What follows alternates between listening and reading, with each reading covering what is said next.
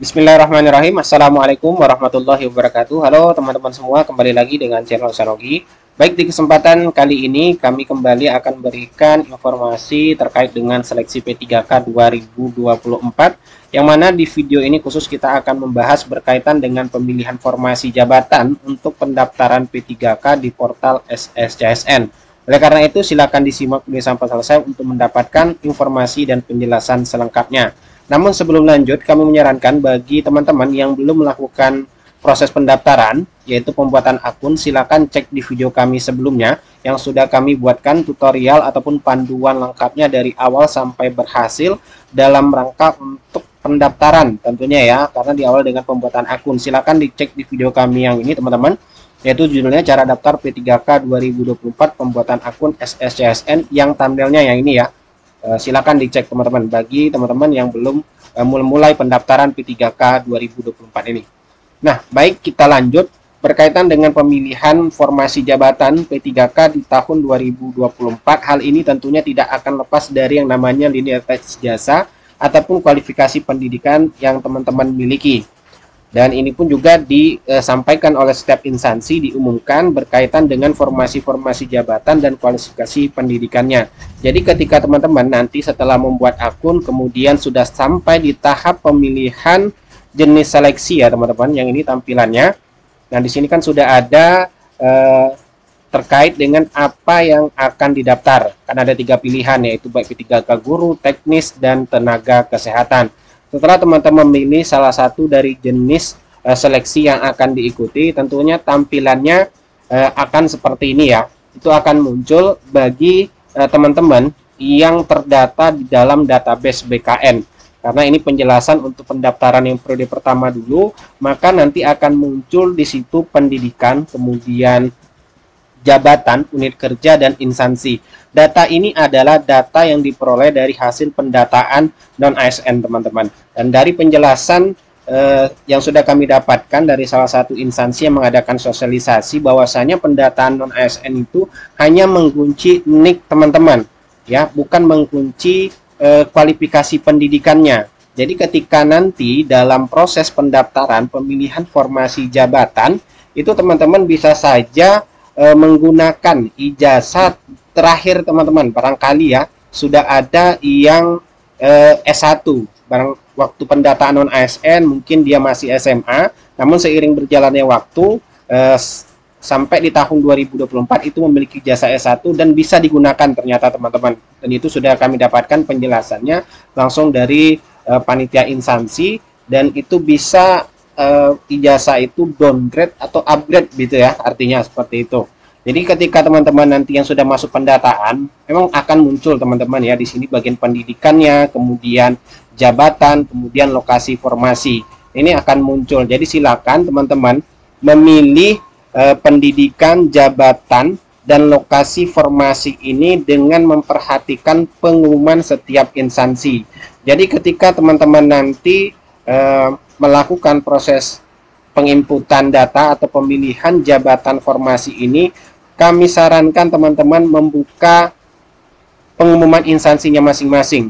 Jadi seperti ini, silakan dibuka ya, silakan dibuka pengumuman instansinya. Perhatikan terkait dengan jenis formasi, jabatan, dan kualifikasi pendidikan yang diminta. Barangkali di pendataan non ASN teman-teman itu misalnya paket C ya, anggaplah di sini itu paket C ya, pendidikannya, sedangkan di pengumuman formasi itu kan tidak ada paket C. Jadi disesuaikan, paket C itu kan selevel dengan SMA atau SLTA sederajat.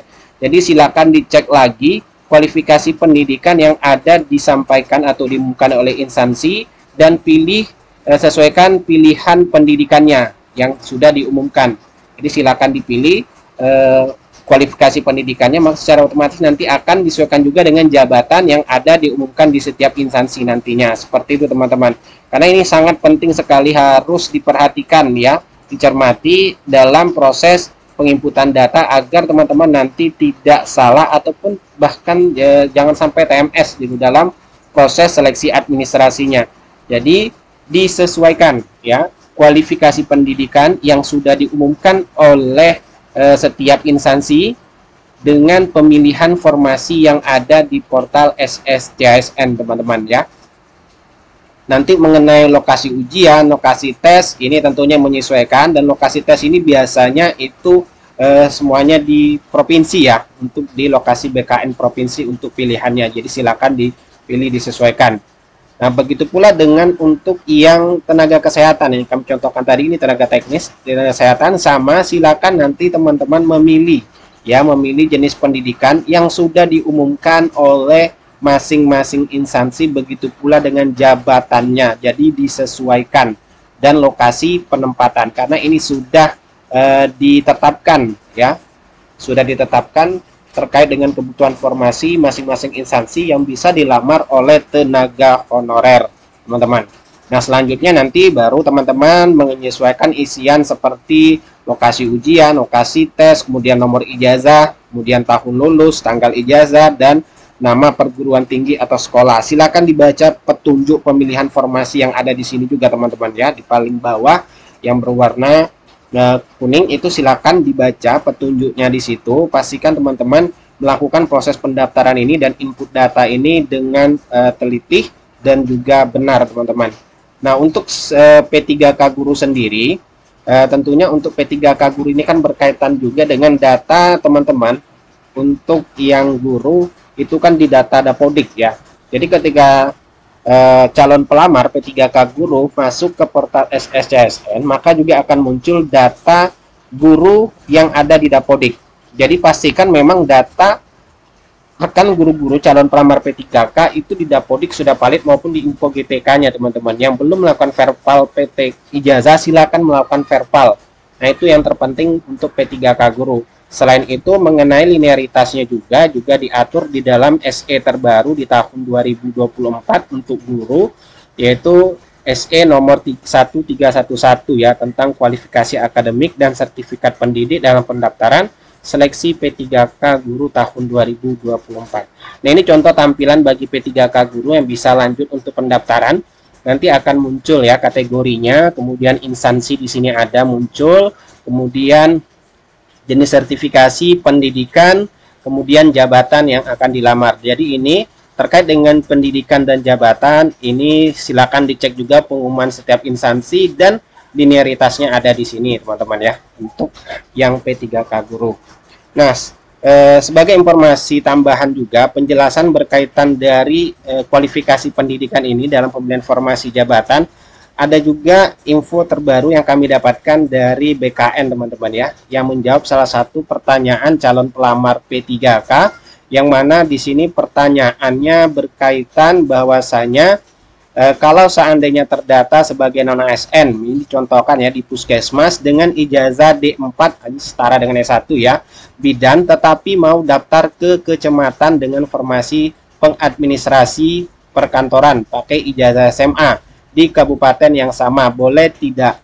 Ini berkaitan dengan ijazah ya, yang awalnya S1 tapi dia downgrade ini ya. Start ini contohnya ijazah yang ingin digunakan itu ijazah SMA yang awalnya S1. Nah, kemudian langsung dijawab dari admin regional BKN ya. Di sini disampaikan ijazah yang digunakan akan berdampak pada golongan dan gaji yang diterima selama bekerja sebagai P3K. Jadi mohon dapat dipertimbangkan karena P3K tidak ada penyesuaian ijazah ataupun pindah jabatan. Nah, itu yang jadi penjelasan yang harus dipahami juga, bahwasanya untuk P3K ini ya, itu tidak ada penyesuaian ijazah ataupun pindah jabatan, sehingga ini berdampak ke gaji yang teman-teman dapatkan nantinya. Jika kualifikasi pendidikan S1 yang teman-teman miliki saat ini namun tidak digunakan, mungkin barangkali ya di daerahnya tidak ada yang buka S1 sehingga melihat yang SMA dibuka, jadi memilih SMA, mungkin ya tentunya berdampak dari gaji yang diperoleh nanti karena golongannya sudah berbeda ya untuk yang S1 dan SMA. Baik, itu terkait dengan beberapa informasi terbaru yang kami dapatkan, dan juga silakan disimak ini penjelasan dari sosialisasi instansi juga yang kami dapatkan berkaitan dengan pemilihan formasi P3K 2024. Silakan disimak teman-teman videonya. Untuk P3K kali ini tidak kita syaratkan tidak kita syaratkan IPK-nya. Jadi IPK berapapun saudara boleh daftar. Tapi ingat, tidak langsung diterima. Saudara harus tes. Dan tadi juga ada pertanyaan, tesnya formalitas ya Pak? Tidak, saya pastikan tidak. Karena apa? 4.500 orang, 2.654 ini diperebutkan oleh 4.576. Kalau tesnya formalitas berarti semuanya diterima, itu namanya formalitas. Tetapi kalau ini tesnya betul-betul akan dicantumkan rankingnya, sehingga saudara-saudara yang rankingnya di luar formasi, maka mohon maaf belum bisa diterima. Saudara yang rankingnya masuk ke dalam kuota formasi, saudara akan diterima. Begitu kira-kira. Lanjut.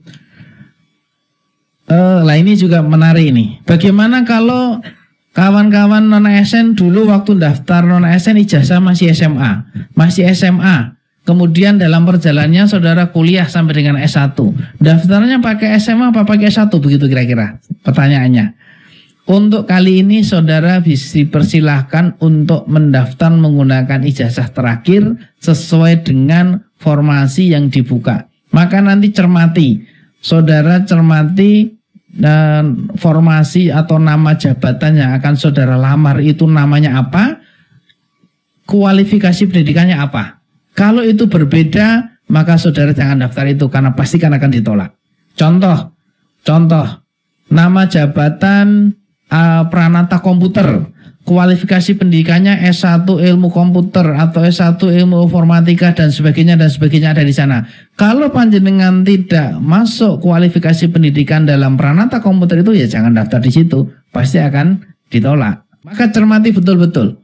Satu persatu, kalau panjangan tinggal fine aja kan ketemu. Tapi kalau dicetak 500 halaman itu, cermati betul-betul bahwa formasi atau nanya jabatan yang akan saudara lamar itu sesuai dengan kualifikasi pendidikan yang saudara miliki.